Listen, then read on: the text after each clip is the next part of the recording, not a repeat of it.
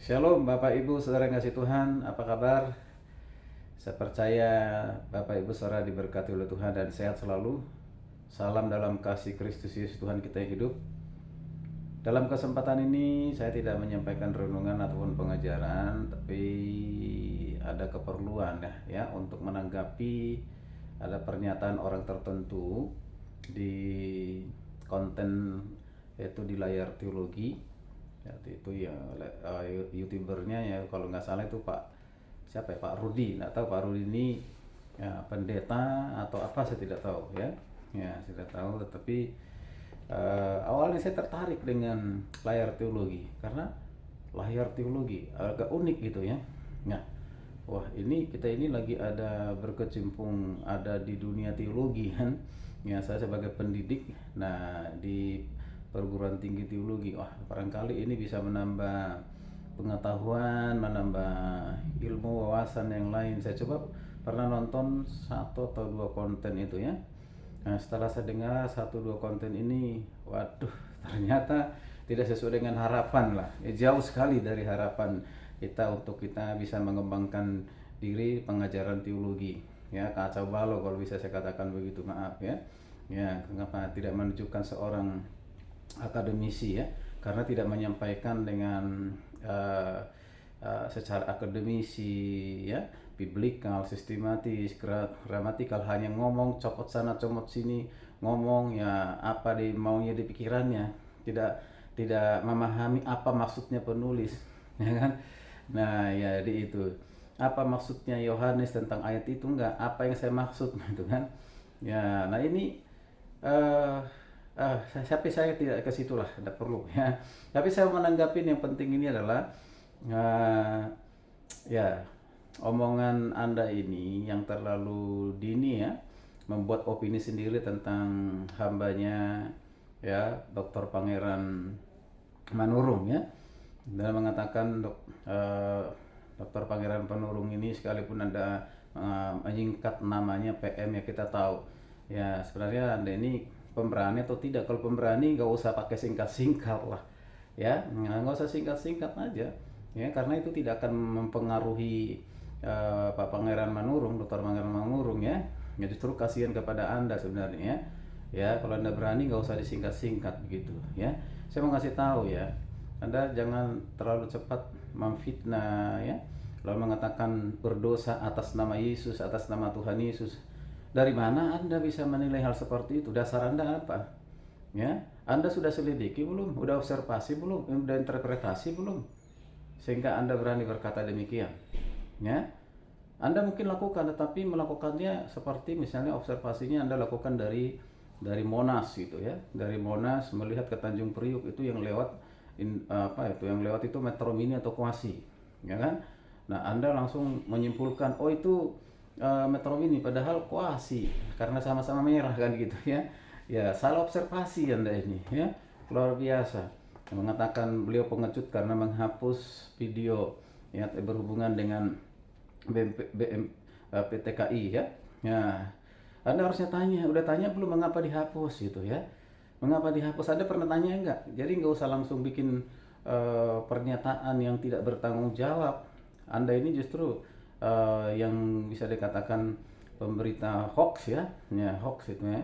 Ya, jadi kalau melakukan observasi itu jangan dari Monas ke melihat ke Tanjung Priuk.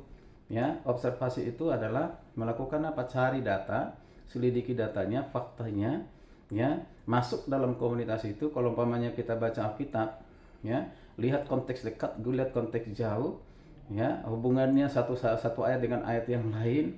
Ya, ini Anda bicara tentang tidak ada data fakta ya, menyelidiki ya, penyelidikan Anda itu tidak menunjukkan Anda ini seorang akademisi itu ya. Nah, luar biasa, sambil tertawa lagi. Dari tertawa Anda ini saya lihat Anda ini seorang yang sombong ya, orang yang tinggi hati, merasa pintar, merasa cerdas. Ya, saya khawatir Anda ini pesanan ya, ataupun mungkin bayaran, mudah-mudahanlah tidak ya.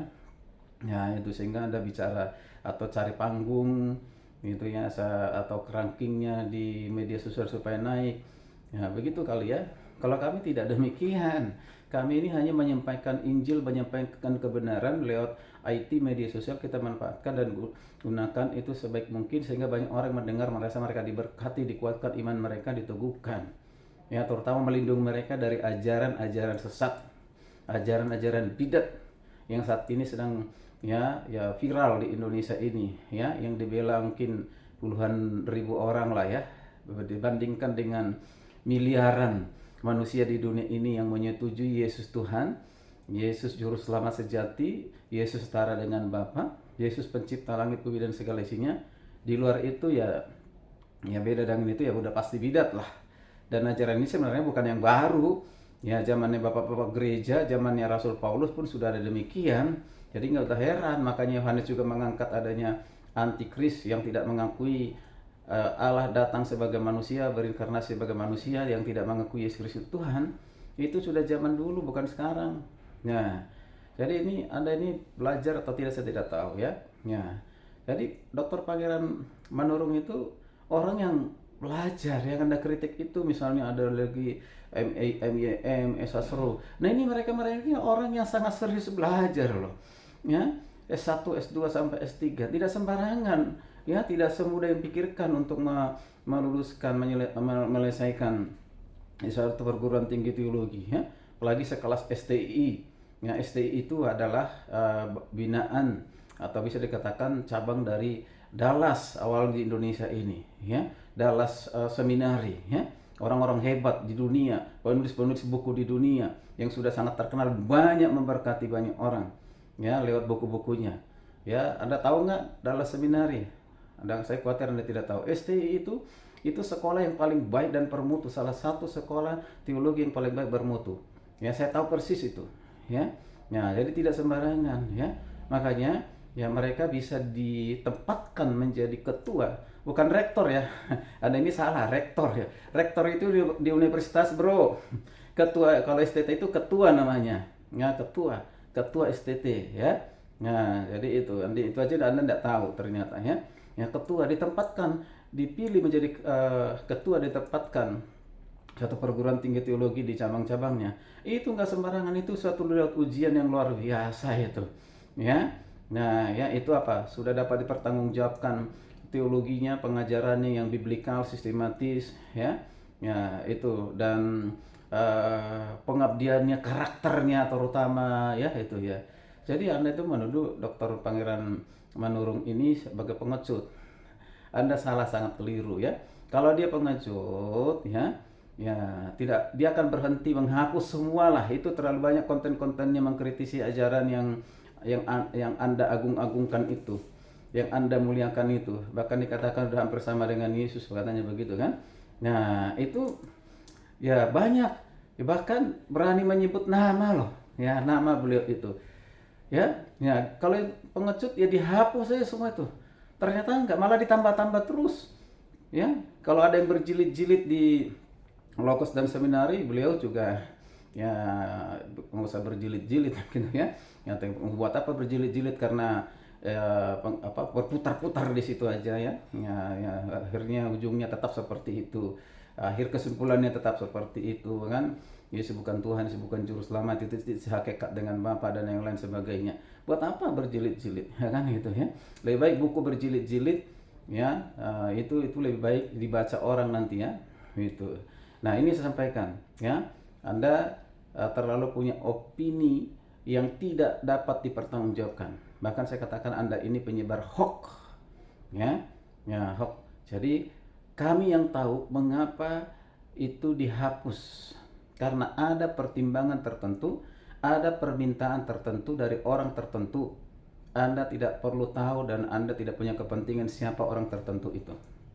Ini satu keputusan yang bijak, ya, untuk kami menjaga nama baik, ya, nama baik pejabat, ya. Ya, kami tidak mau dirjen itu ditegur oleh pimpinannya menteri, ya. Kami harus menjaga itu, ya, menjaga itu. Maka dihapus, bro. Ya, bukan seperti Anda pikirkan itu karena pengecut. Aduh, luar biasa Anda ini kan, bukan.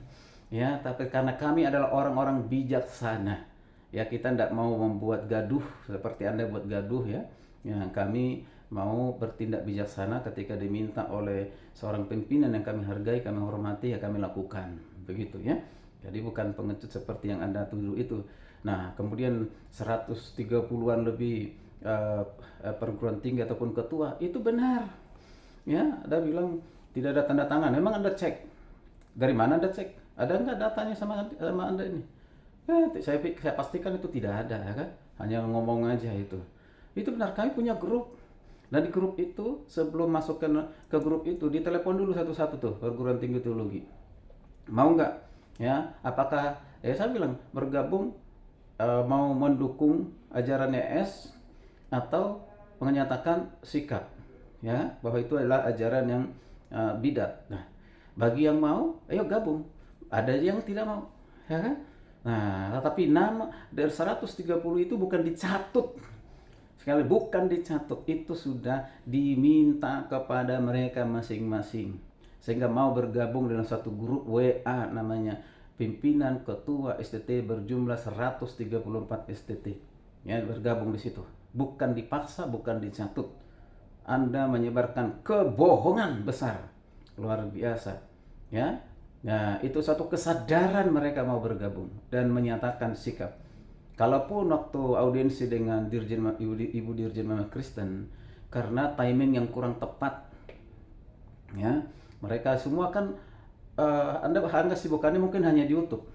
Kalau ketua-ketua itu kan tanggung jawabnya sangat banyak, ya, sangat banyak, ya, tidak hari-harinya di YouTube seperti Anda ini, tidak, ya, banyak tanggung jawabnya untuk STT yang sedang dipimpinnya. Jadi waktunya itu pun terbatas, ya. Ya, ini sampaikan kepada Anda. Karena itu, ya, berhati-hatilah untuk bicara. Ya, cari data fakta dulu baru bicara. Ya, Anda ini sudah pemberita hoax kalau saya katakan seperti itu. Oke, baik, terima kasih. Saya doakan Anda adalah seorang yang lebih cerdas secara spiritual, cerdas secara teologi, ya, cerdas juga menyampaikan sesuatu, ya. Oke, jadi jangan sampai karena pesanan ataupun bayaran. Ini harapan saya untuk Anda, Rudi, ya. Terima kasih. Shalom, Tuhan Yesus memberkati.